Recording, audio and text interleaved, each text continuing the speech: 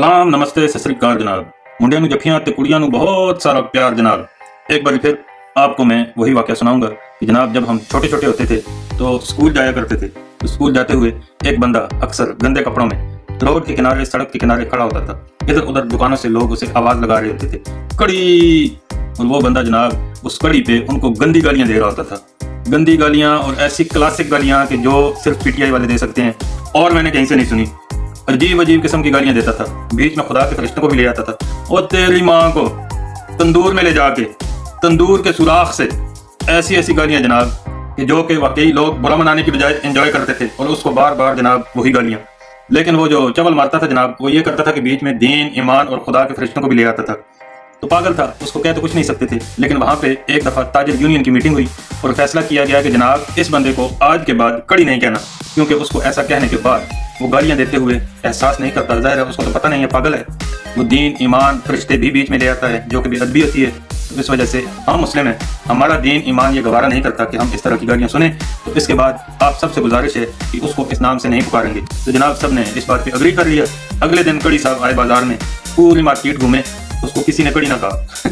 तो जनाब वो परेशान, तो बंदा एक बात का आदी था, वो परेशान। दूसरे दिन फिर आया, फिर वही बात, उसको किसी ने नहीं छेड़ा।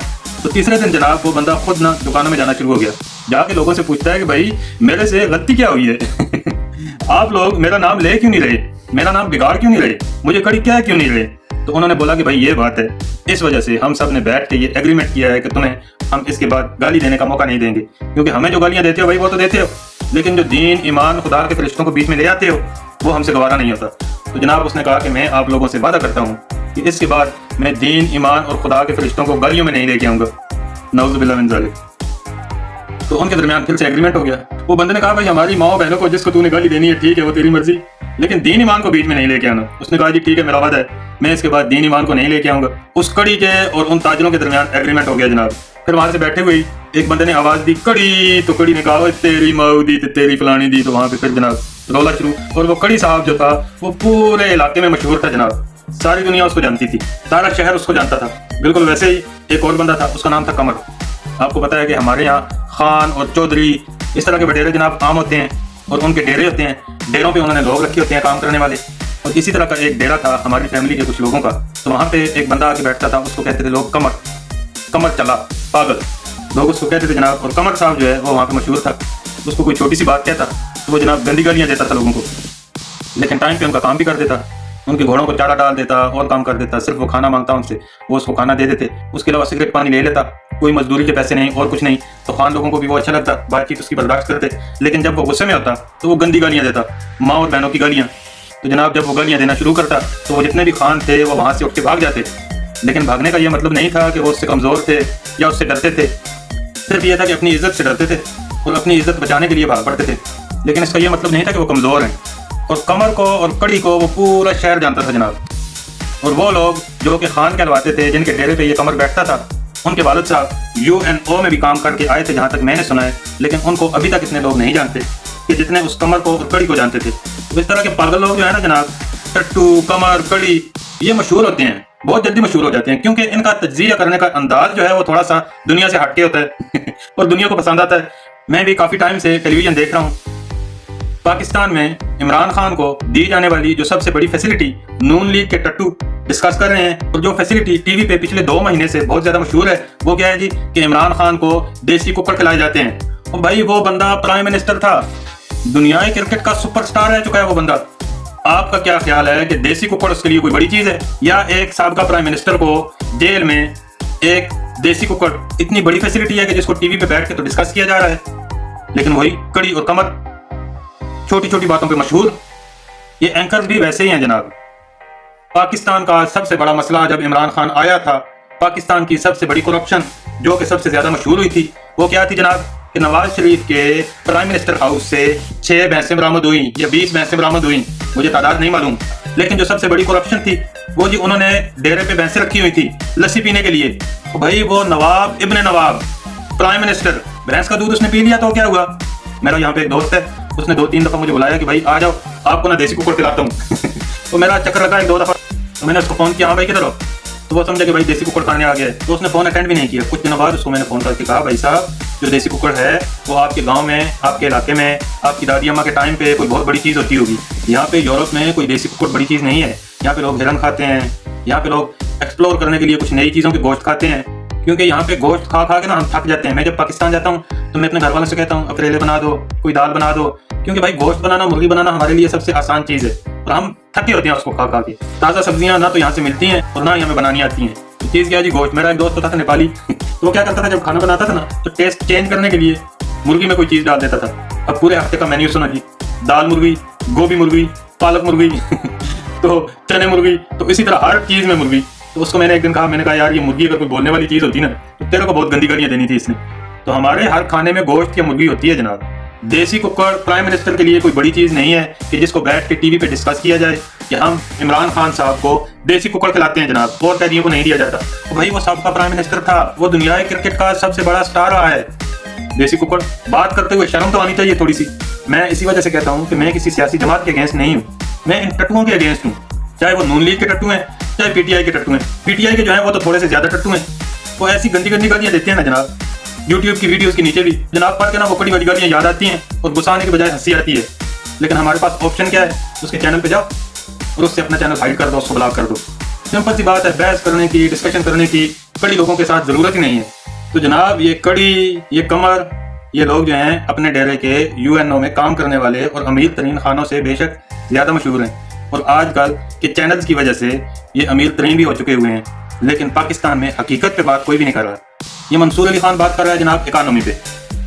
साबिक वजीर खजाना मुफ्ता इस्माइल जब तक वो था उस वक्त तक इकानमी ठीक थी उसके ख्याल में। अभी उसके ख्याल में इकानमी जो है वो ठीक नहीं है, लेकिन जब उसको फिक्र बताए जाते हैं पिछले 3 सालों के अंदर तो मैंने तो कम से कम यहाँ पर यही मैंने देखा है कि माइशत इतनी अच्छी नहीं चल रही। स्टेट बैंक के मुताबिक नवंबर में करंट अकाउंट $10 करोड़ सरप्लस था। स्टेट बैंक ने पॉलिसी रेट को 50 बेस पॉइंट कम करके 10.5% कर दिया, जिससे कारोबारी सेक्टर में बेहतरी की उम्मीद आई है। स्टॉक मार्केट में नया रिकॉर्ड 100 इंडेक्स 1,72,00,000 तजावुज। मुआवजा के मुल्क के ज़खायर में जारी कैलेंडर साल के दौरान मजमूई तौर पर $3.203 अरब का नुमाया इजाफा हुआ है। सर स्टेट बैंक और IMF की जानिब से जो भी मिला हुआ मिल गया, तो अफराद की शराब भी कम हो कोशिश है। तो सच को एक्सेप्ट करके फिर भी एक लफ्ज भी अप्रिसिएशन का नहीं कह रहा, फिर भी कह रहा है जनाब लेकिन ये है, लेकिन वो है। तो भाई आप किसी चीज को तो अप्रिशिएट करो। आप आज तक जीती हुई जंग को अप्रिशिएट नहीं कर सके, आप आज तक इकोनॉमी को किसी लिहाज से भी अप्रिशिएट नहीं कर सके। हकीकत यह है कि हमारी जंग से पहले वाली इकोनॉमी जंग के बाद वाली इकोनॉमी से बहुत बेहतर है। अगर तो सत्यानाश हुआ है इकोनॉमी का तो वो हिंदुस्तान की इकोनॉमी का हुआ है। अगर इंटरनेशनल रिलेशंस में किसी कंट्री का सत्यानाश हुआ है तो वो हिंदुस्तान का हुआ है ऑपरेशन सिंदूर के बाद या हमारी सुहागरात के बाद। वो उनका सत्यानाश हुआ है जनाब। हमारी इकोनॉमी बेहतरी की तरफ गई है, हमारा नाम बेहतरी की तरफ गया है। हमारा सबसे बड़ा मसला पाकिस्तान में इमरान खान को देसी कुकड़ खिलाना या इमरान खान का जेल में होना नहीं है। पाकिस्तान में और भी बहुत से मसाइल हैं, उन पे भी बात होनी चाहिए। सिर्फ और सिर्फ कड़ी और कमर वाली बातें मशहूर होने के लिए नहीं करनी चाहिए। मैं टट्टू उन लोगों को कहता हूँ कि जिनके लिए क्या है जनाब, खान खान खान खान। पाकिस्तान का सबसे बड़ा मसला खान। खान जेल में है तो पाकिस्तान की मईशत खराब है।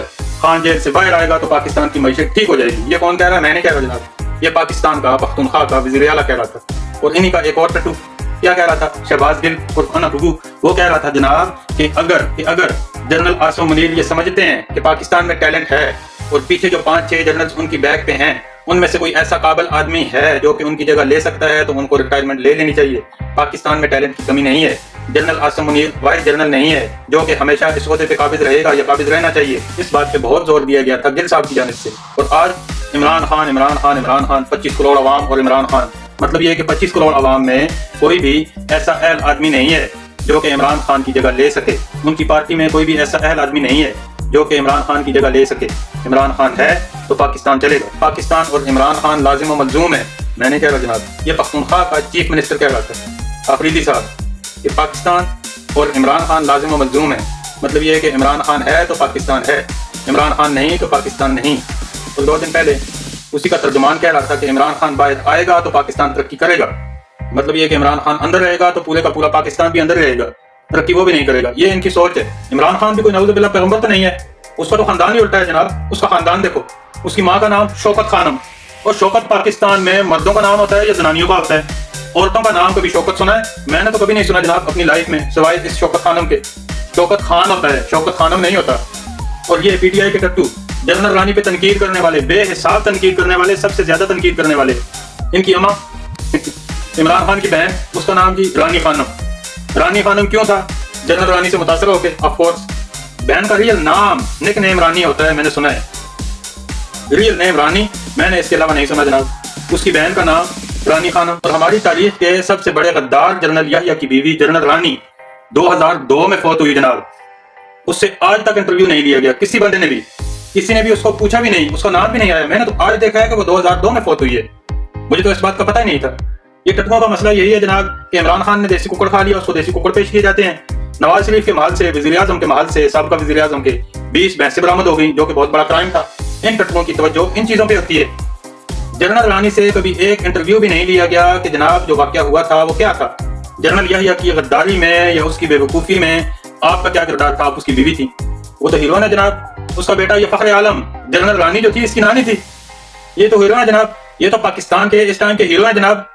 ये तो जहाज लेके पूरी दुनिया घूम के आया है। तो फिर कौन सी गद्दारी, कौन सी गद्दारों की नस्ल, कौन सी गद्दारों पे तनकीद? इमरान खान के बाप पे भी गद्दारी का मुकदमा हुआ था, उसको उस मुकदमे में सजा भी हुई थी, उसका नाम ही कोई नहीं लेता।